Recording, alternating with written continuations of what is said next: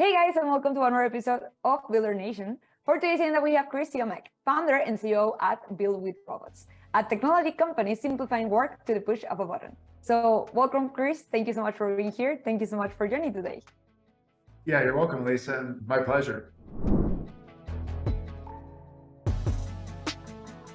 I'm an electrical engineer by training, and I've, over the last few decades, been starting and running companies. So my previous company was bought by the largest semiconductor test company in the world, Teradyne.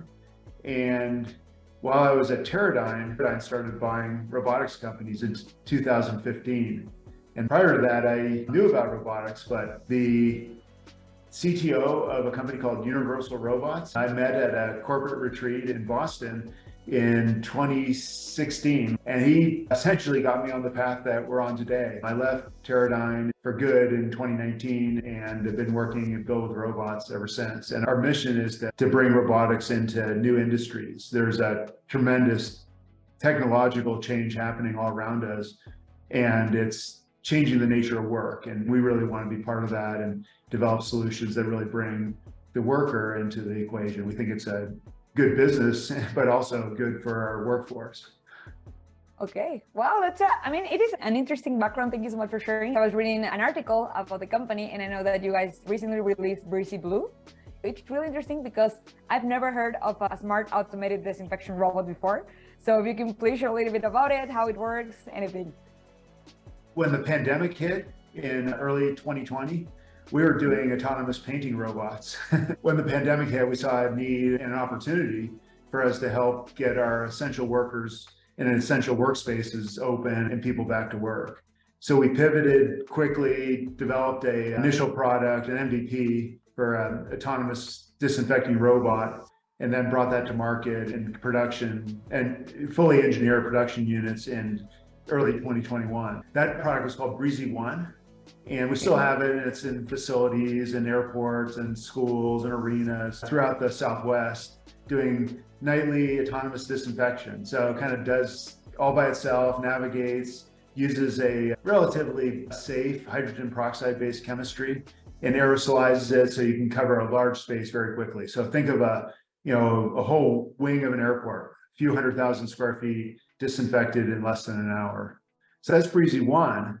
And we learned pretty quickly that there's a lot more small spaces, things like ambulances and school buses and even conference rooms, classrooms, that we needed a smaller, more portable device. And that's what you saw as Breezy Blue. That's just been introduced. We're in mass production and it's all certified, FCC, safety, all the things you need to do to get it into mass production right now.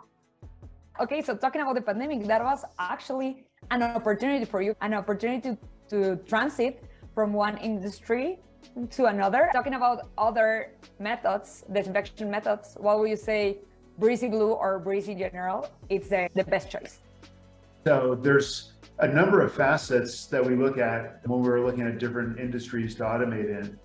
And one was, is it something that is really difficult for people to do? It's really laborious or dangerous, and disinfection hits that because people doing it by hand are typically have to wear PPE, respirators, goggles. They're carrying heavy backpacks. It's really not a good job, typically done in the middle of the night, so third shift work. So it hits that. It's not a great job for people. The next one is it something where the economics make sense, where automation can do it 10 times faster, cheaper, better than people? We give them a solution that's 10 times cheaper, takes the labor out, but everybody likes it. The custodians like it because it frees them up to do the other things they need to do, keeps them out of the disease infected areas, keeps them out of the chemicals. All those things are hazardous. So it's a win-win for everybody. But getting back to doing nothing, that's really the biggest issue, is that disease spread is invisible, disinfection is invisible. You often don't know if you're doing the right thing. So that's another piece of what automation brings, and what we're doing is we're trying to make disinfection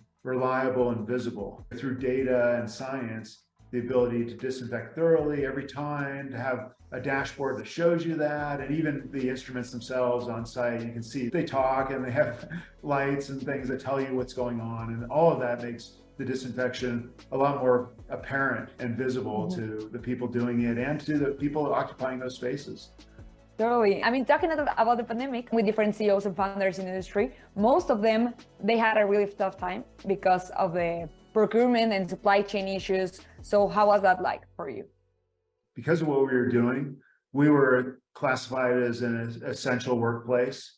So we could stay open and people were still working. But the supply chain, when the pandemic hit, what we do also became a supply chain issue where the fogging technology was bought out by everybody. The chemicals were bought out by everybody. Anything that had to stay open was buying the equipment that we needed to go into our equipment. So we did lock down some strategic relationships with a chemical supplier that could create our chemistry, with some electronics and some of the key components that go into our products. We're venture backed, so we had capital. We used that to pre-buy a lot of volume for the products. So there were a number of long-term contracts that we entered into, obviously taking on some risk. If it didn't work out, we had a lot of inventory, but I guess that's what you do when you're a startup. You're able to take more risks and lean into opportunities. And talking about purchasing, I mean, what do you think is the biggest challenge there? So this is not the first time that I've run a startup. So we really act like a much bigger company than we are. And we have a leadership team that all of us have grown startups through the stages of getting a minimum viable product to market, getting early customers, getting it into mass distribution, getting it into supply chain so you can be built in high volume and have all the certifications you need and contracts, licenses you need to distribute nationally and internationally. So I guess that's not that hard. We do that well because we've done it before multiple times and our team all has that expertise. The harder part for us is actually, and it's for any startup, is getting people to pay attention. When we get in front of people with our Breezy Blue product, for example, 80% of them want it. They get it right away. It's like, I need this. Thank you so much for sharing as well. And one of the last questions, talking about next steps for the company, are you planning on expanding or releasing any new robots anytime soon? We are. So our Breezy product line will continue to add products. We have some that are in development now. So we have the autonomous robot, the smart connected device. We also have our Breezy BioCare chemistry. That makes up the product line. We also have some mobile app and a mobile controller that we sell as part of that. But the dashboards and some of the additional things you can do around smart facilities, you'll see here in the next year. And it'll be exciting because it'll really add some of the air quality pieces that make disinfection even that more visible. Super excited to get to know the new products and the new releases. And last but not least, do you have any advice for future entrepreneurs or founders in the industry? I do. I talk to a lot of entrepreneurs. I try to mentor. My sense is the biggest help for me and what I would recommend is to find somebody as a mentor that's done it before that can really guide you and help you. And I've had great mentors. And that probably is the difference along the way, the people that have helped me. And I see too many entrepreneurs that try to do it all themselves, that feel like it's a solo battle, and it's not. There's plenty of people out there that are willing to help and can offer you good advice. Do you have any social media handles? Where can people find you or Build with Robots? Yeah, so our social media is all Build with Robots, and all one word, robots.com. Just look for Build with Robots. We come up #1 on Google or any of the search engines.